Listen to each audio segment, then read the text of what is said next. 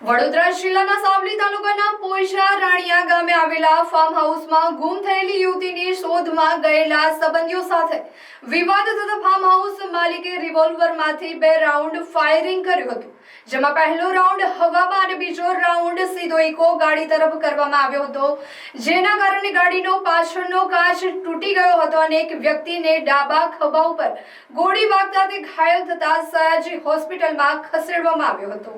Police ફરિયાદ મુજબ ફરિયાદીના કાકા અરવિંદભાઈ બારિયાની 23 વર્ષીય પુત્રી ગત તારીખ 19 ફેબ્રુઆરીના રોજ ઘરેથી ગુમ થઈ ગઈ હતી। તેની શોધખોળ કરવા ફરિયાદીએ કાકાની ઇકો ગાડી લઈને 5 સાથીદારો સાથે પોઈશા રાણિયા ગામે આવેલા છગનભાઈ પટેલ ફાર્મ હાઉસે પહોંચ્યા હતા। તમામ લોકો ઇકો ગાડીમાં આવતા જ છગનભાઈ ગાડી લઈને ગેટ પાસે આવ્યા અને જાનથી મારી નાખવાના ઈરાદાથી ઇકો ગાડીના પાછળના ભાગે આવીને રિવોલ્વરમાંથી 1 રાઉન્ડ ફાયરિંગ કરતા ગોળી ગાડીનો પાછળનો કાચ તોડીને સીધી ફરિયાદીના ડાબા હાથના ખભા પર વાગી હતી અને તેમને ઈજા પહોંચાડી હતી। ઘટનાની જાણ થતાં સ્થાનિક પોલીસની ટીમો ઉચ્ચ અધિકારીઓ સાથે ઘટના સ્થળે પહોંચી હતી। આ મામલે ભાદરવા પોલીસે વધુ તપાસ હાથ ધરી છે।